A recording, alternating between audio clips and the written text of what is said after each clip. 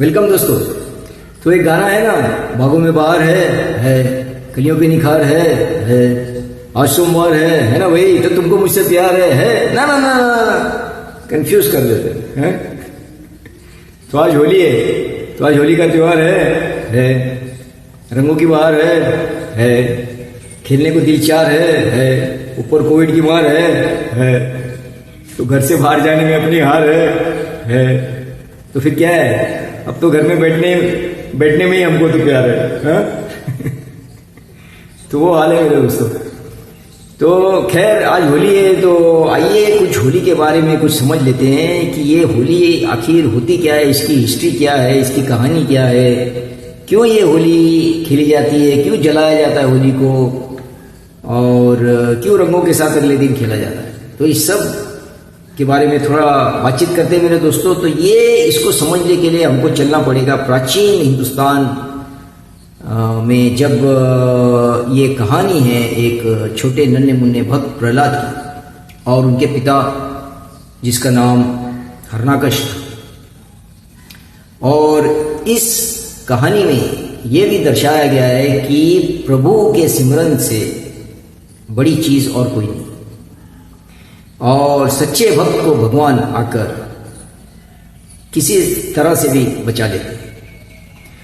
तो मेरे दोस्तों, हरणाकश जो है उसने बहुत तप किए और उसके बाद में ब्रह्मा जी से उसको एक ऐसे वर मिल गए कि उसको कोई भी हरा नहीं सकता, उसको कोई मार नहीं सकता, कोई इंसान या जानवर मार नहीं सकता, दिन या रात में उसको मार नहीं सकते, घर के अंदर या बाहर उनको मार नहीं सकते, आकाश हो या पाताल हो, धरती हो, तब उनको मार नहीं सकते। यहां तक कि कोई औजार हथियार या बगैर हथियार भी उनको मार नहीं सकते। तो इतने सब उन्होंने जब ये वर ले लिए तो धीरे धीरे क्या हुआ कि उनको उस पर गुमान आने लगा और उनको लगा कि भाई अब तो मुझे ना कोई मार सकता और मैं सबसे शक्तिशाली हूं, और यहां तक कि वो अपने आप को भगवान खुद को समझने लगे। तो यहां पर जो है कि बात खराब हो जाती है कि दोस्तों, समझने की बात यह है कि हमको अपने ऊपर कभी भी गुमान नहीं करना चाहिए। तो चाहे वो धन हो, यौवन हो, सुंदरता हो, कुछ भी हो, ये सब देन है भगवान की। और जब ये मिलने के बाद हमें उस पर गुरूर आ जाता है तो भगवान का भी सोचना जो है बदली हो जाता है। और जैसे वो वक्त पिक्चर है ना, समय बदल जाता है तुरंत। तो ऐसा सिचुएशन नहीं होनी चाहिए यानी। और जब इसको हरणाकश को अपने ऊपर बहुत ज्यादा गुरूर हुआ और अपने आप को भगवान समझने लगा, और वहां दूसरी तरफ उसका छोटा पुत्र प्रहलाद, वो जो है प्रभु के नाम से बहुत ही प्रभावित था और वो संगत करने लगा छोटी उम्र में ही। और यहां तक कि वो आसपास के लोगों को भी इकट्ठा करके ये साध संगत जिसको बोलते हैं वो संगत करने लग गया। तो ये देखकर जो है हरणाकश को बहुत गुस्सा आता था और वो कहता, भाई तुम ये क्या कर रहे हो, भगवान तो मैं हूं, तुम ये कौन सी है पाठ पढ़ा रहे लोगों को। बोलते नहीं, तुम भगवान नहीं, भगवान सुप्रीम बॉडी हो रहे, तुम तो एक ऑर्डिनरी इंसान हो। तो खैर वो दोनों एक दूसरे को समझाते रहे लेकिन कोई भी नहीं माना, और आखिर हार कर हरणाकश ने ये सोचा कि भाई सारी प्रजा तो मुझे पूज रही है और मेरा पुत्र अगर ऐसा करेगा तो ये तो बिल्कुल ही मेरा नाश हो जाएगा। तो उसने बोला कि मैं इसका ही नाश कर देता हूं। तो सबसे पहले उसने उसको एक पहाड़ के ऊपर जाके उसको समुद्र में फेंक दिया। तो यहां पर भगवान ने आके उन्हें बचा लिया। तो जब देखा ये बच गया तो उसने, हरणाकश ने क्या किया, एक लोहे का खंभा उसको गर्म किया और बोला कि तू इसके साथ लिपट जा प्रहलाद को, तो देखता हूं तेरा भगवान तेरे को कैसे आके बचा। तो प्रहलाद तो छोटा था, उसने खंभे पर नजर डाली तो उसने देखा वहां तो एक छोटी सी चींटी चल रही। उसको समझ आ गई कि अगर चींटी चल रही है तो मेरे को क्या होगा।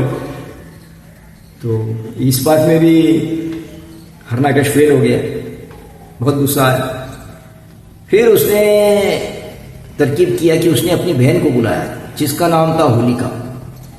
तो होलिका को ये वर था कि उसको अग्नि जला नहीं सकती। तो हरणाकश ने उसको कहा कि भाई तू इसको अपनी गोद में लेके आग में बैठ जा। तो यहां ये स्टोरी है होलिका की, होली की।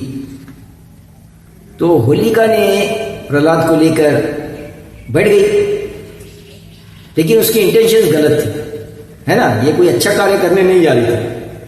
तो इसलिए भगवान ने उसको ही जला दिया। तो होलिका जल गई और प्रहलाद को कुछ भी नहीं हुआ। तो दोस्तों की शक्तियां तो हमको मिलती हैं, लेकिन गुरूर नहीं होना चाहिए और दुरुपयोग भी नहीं होना चाहिए। इसके आगे चले तो जब ये हरणाकश ने देखा कि भाई ये तो मेरी बहन ही जल गई, राख हो गई, तो उसको बहुत गुस्सा आया। उसने अपनी तलवार निकाली और बोला अब तेरे को मैं मार देता हूं, अब देखता हूं तुझे कौन बचाता है। तो जब उसने ये कहा तो विष्णु जी प्रकट हो गए और वो नरसिंह की वेश में उधर प्रकट हुए।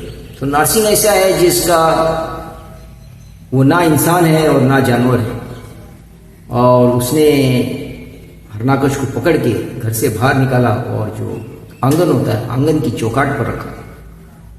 अब वो ना घर के अंदर ना घर के बाहर, और समय एकदम ठीक शाम का, जब ना दिन ना रात। और उसने अपने जांघ यानी थाइस पर रखकर, तो ना धरती और ना आकाश और फिर उसने अपने जो है कि नाखूनों से उसका पेट चीर देते। तो उसका ये मतलब कि उन्होंने कोई औजार भी यूज नहीं किया और कोई ऐसी चीज जो कि नहीं यूज की जो कि उसके वरदान के विपरीत थी। तो इस तरीके से इसका वध हो जाता है।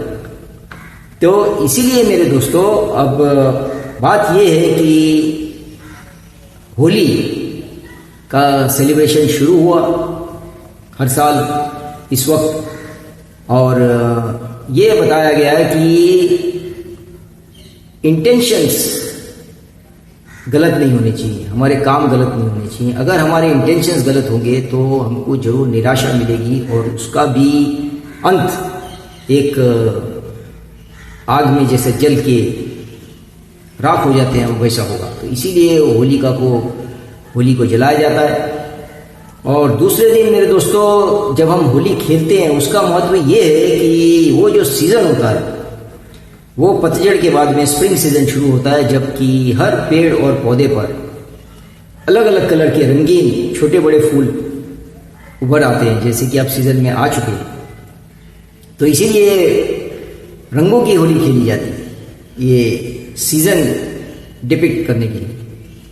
तो मेरे दोस्तों हमको खेलना जरूर है, लेकिन हमको ये भी जानकारी रखनी है कि ये हम क्यों खेल रहे हैं और इसका इनर मीनिंग क्या है, इसकी हिस्ट्री क्या है दोस्तों। तो जब हम ये सबको बताएंगे अपने सगे संबंधियों को, दोस्तों को, तो जागरूक होंगे, क्योंकि ये बहुत ज़रूरी है। और मेरे दोस्तों मैं आपको ये जरूर बता दूं कि मैं कोई ज्ञानी नहीं, मैं तो एक अज्ञानी बंदा हूं, और मेरी केवल एक ये रुचि है कि मैं ये कुछ हिस्ट्री के बारे में जानूं, खास करके हमारे जो फेस्टिवल्स के बारे में जरूर जानूं। हमको जानना ज़रूरी है हमारे फेस्टिवल्स का महत्व क्या है, और जब उसके बाद हम वो फेस्टिवल सेलिब्रेट करते हैं तो उसका मज़ा कुछ और होता है। लेकिन मेरे दोस्तों आप ज़रूर अपनी खुद की रिसर्च करना, इसके बारे में और स्टडी करना और अपनी जानकारी को और मजबूत बनाना, क्योंकि मेरी जानकारी में बहुत सारी ऐसी कमियां होंगी तो जिसको आप नज़रअंदाज करना मेरे दोस्तों। और इसका जो इनर सेंस है, इसकी जो समरी है, उस पर खाली ध्यान रखें। तो इसी के साथ मैं आपसे विदा लेता हूं दोस्तों। Bye bye, take care, all the best.